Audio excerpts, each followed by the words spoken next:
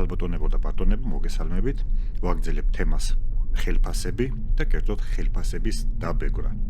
როგორ იბეგრება ხელფასები გერმანიაში, რა შედის ამ ბეგარაში. ნახეთ ვიდეო, რომელიც ხელფასების ბეგარას ეხება თვითონ, Lohnsteuer. დღეს კი ვილაპარაკებთ Kirchensteuer. ეს არის საეკლესიო ბეგარა ან საეკლესიო გადასახადი. ეს საეკლესიო გადასახადი არის Annexsteuer ის ერთ-ერთი ნაწილი. მოდით ცოტა დრო დავურთოთ ისტორიას, როდიდან დაიწყო Kirchensteuer. ორიოდე სიტყვით ეს დაიწყო მე-19 საუკუნის დასაწყისში 1803 წელს, როცა ეკლესიები გახდნენ ხალხის მიერ დასახმარებლები რამოდენიმე ბრძოლის ან კონფლიქტის დროს. მას შემდეგ, რა თქმა უნდა, გაკეთა რამოდენიმე რეფორმა, მაგალითად ვაიმარის რესპუბლიკის დროს, კიდე შემდეგი რეფორმა გაკეთა ნაციონალ-სოციალისტების დროს და მეორე მსოფლიო ომის შემდეგ DDR ის დროს, როცა გერმანია ორ ნაწილად გაიყო, მას შემდეგ უკვე დღეს გვაქვს დღევანდელი რეფორმა, უკვე Bundesrepublik Deutschland და ხალხი, რომლებიც არიან გერმანულ ეკლესიაში გაწევრიანებული, ან კათოლიკური, ან ლუთერანული, ისინი იხდიან საეკლესიო გადასახადს, ან საეკლესიო ბეგარას. რა თქმა უნდა, ამ რეფორმების დროს მოსახლეობის ნაწილი არ უჭერდა მხარს ასეთ რეფორმებს, იმიტომ რომ ვერ იგებდნენ, რატომ იყო ეკლესია გადასახადებთან დაკავშირებით, რატომ არის გადასახადი ეკლესიის ან ეკლესიის ბეგარა და არა ისე, რომ ეკლესია იყოს ნებაყოფლობით შესაწირავებზე. რამოდენიმე ათეული წლების რეფორმის შედეგად ხალხი მივიდა იმ დონემდე, რომ გახდა ნორმალური ის, რომ ეკლესიის ბეგარა უნდა იხადონ იმ ხალხმა, რომლებიც გაერთიანებული არიან გერმანულ ეკლესიებში. ხალხი, რომელიც მოდის გერმანიაში და არ იცის როგორ ხდება ეს ყველაფერი, შეიძლება შეცდომით მონიშნონ, რომ რომელიმე გერმანიის ეკლესიის წევრი არიან ან სურთ წევრობა. მაგრამ შემდეგ ხელფასის ამონაწერში რო ნახავენ, რომ საეკლესიო ბეგარას იხდიან, მაგათთვის უკვე ეს ხდება სიურპრიზი. ამიტომ საჭიროა წინასწარ იცოდეს ადამიანმა, რომელ ველს ნიშნავს. ამის თაობაზე დევს ვიდეო, ლინკი გამოჩნდება და თუ ნახავთ ამ ვიდეოში არის მოყვანილი სიტუაცია, რომ ადამიანმა შეცდომით მონიშნა ველი, რომ ლუთერანულ ეკლესიას მიეკუთვნებოდა და შემდეგ უნდოდა ამ წევრობის გაუქმება. ვიდეოში არის აღწერილი, რამდენ ინსტანციაში გაიარა ამ საბუთმა და რამდენი დრო დასჭირდა ამ საბუთის გაუქმებას. შევეხოთ თვითონ საეკლესიო ბეგარას.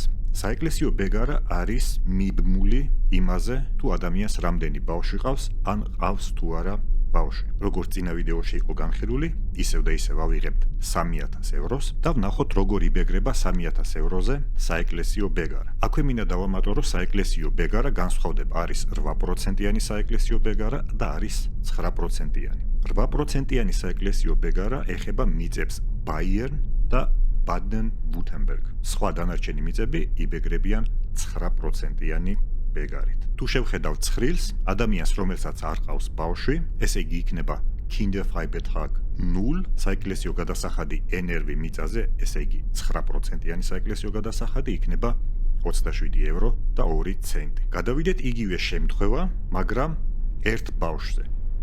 როგორ იბეგრება ერთი ბავშვი?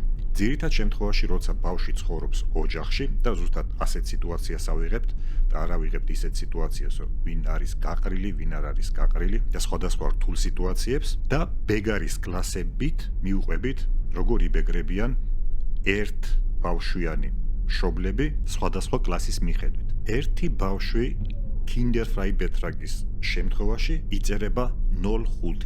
ესე იგი, ნახევარი წილი ბავშვის ეკუთვნის ერთ მშობელს, ნახევარი მეორე მშობელს. პირველი კლასის ბეგარა NRV მიწაზე, ნახევარი ბავშვი, ერთი მშობელი დაიბეგრება 17 ევრო და 30 ცენტით. როცა ადამიანს ყავს ორი ბავშვი, მაშინ Kinderfreibetrag იქნება 1, ესე იგი ერთ მშობელს, მეორე მშობელს და პირველი კლასის ბეგარა იქნება 8.9%. აქ გავშერდებით აღარ გადავალთ უკვე 3 ბავშვი, 4 ბავშვი და ასე შემდეგ. როცა ადამიანს მეორე კლასის ბეგარა აქვს და ყავს ერთი ბავშვი, იქნება 9 ევრო და 31 ცენტი.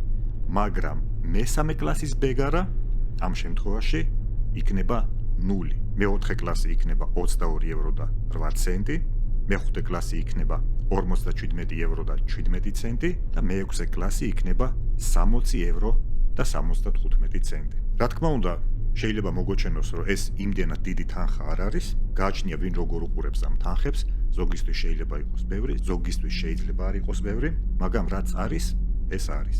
ეხლა მთავარი თემა იმაზე, რაში გვადგება, ან რატომ იხდის ადამიანი Kirchensteuer, ან სად მიდის ეს ფინანსები. რომ შევაჯამოთ, წელიწადში ეკლესიებში გადაირიცხება დაახლოებით 12 მილიარდი ევრო. ეს შეიძლება იყოს ერთი ქვეყნის ბრუნვა წლის განმავლობაში. ამ თანხით ეკლესიები და რელიგიური მოღვაწეები აკეთებენ დახმარებებს. ძალიან დიდი თანხა გადაირიცხება ასევე ვატიკანში და ასევე ადგილობრივ ორგანიზაციებში. ბევრ ადგილობრივ ორგანიზაციას არ დავასახელებ ერთ-ერთს Caritas-ი. რა არის Caritas-ი? Caritas ეს არის ერთ-ერთი ორგანიზაცია, რომელიც მიბმულია ეკლესიებთან. ფინანსდება ეკლესიებისგან და ეხმარება ადამიანებს, რომლებიც განან პრობლემების წინაშე, ან ფინანსური და ეკონომიკური პრობლემების წინაშე, ან რაიმე სხვა პრობლემების წინაშე. მაგალითად, ეხმარება ლტოლვილებს საბუთების კეთებაში. ყველას არა, მაგრამ ვინც Caritas მიაკითხავს, როგორც ვიცი, შეძლების დაგვარად ეხმარებიან. თავშესაფარში ეხმარებიან. რა თქმა უნდა, ეს არის საქველმოქმედო ორგანიზაცია, მე მგონი ასე ქვია ქართულად, რომლებსაც ზოგი ადამიანი თავისი არც თუ ისე კარგი მიზნებისთვის იყენებს.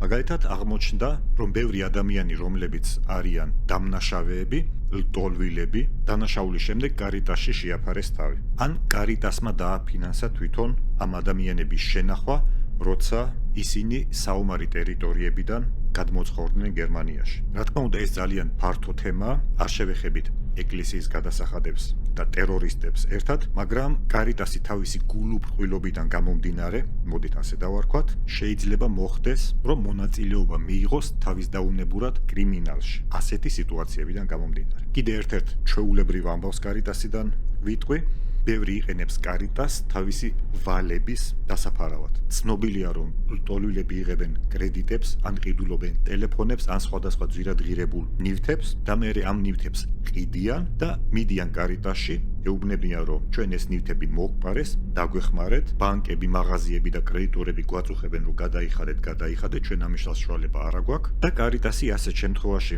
ხან აფინანსებს, ან ეხმარება ადვოკატების მოძებნაში, ან თვითონ იღებენ პასუხისმგებლობას ამ საბუთების მოგვარებაში. რა თქმა უნდა, ბევრ კარგსაც აკეთებენ, ადამიანებს ეხმარებიან, ნამდვილად ვისაც სჭირდება თავშესაფარი, აწყობენ რაღაც კონცერტებს, მაგრამ საქმე იმაშია, რომ ეს ხდება დაბეგრილი თანხიდან, რომელზეც უარის თქმის საშუალება არ გაქვს. რა თქმა უნდა, იმ შემთხვევაში თუ ამ ეკლესიის წევრი ხარ. რა თქმა უნდა, ეს თემა მოიცავს მრავალ სხვა ფაქტორებს, როგორ არის 1.5 Kinderfreibetrag, ან 2.5 და ასე შემდეგ. რა შემთხვევაში თავისუფლდება ასეთი გადასახადებისგან ან ბეგარისგან ადამიანი, რომელი დაბეგრის კლასი უნდა ქონდეს და ასე შემდეგ. თუ ეს თემა გაინტერესებთ, დაწერეთ კომენტარებში, შეძლების დაგვარად გიპასუხებთ. შემდეგ ვიდეოებში ვნახავთ სოლიდარიტეტს წუშლაკ, როგორ იბეგრება და ნელ-ნელა გადავართ უკვე სოციალურ გადასახადებზეც. ამით გემშვიდობებით, შევხვდებით მომავალში.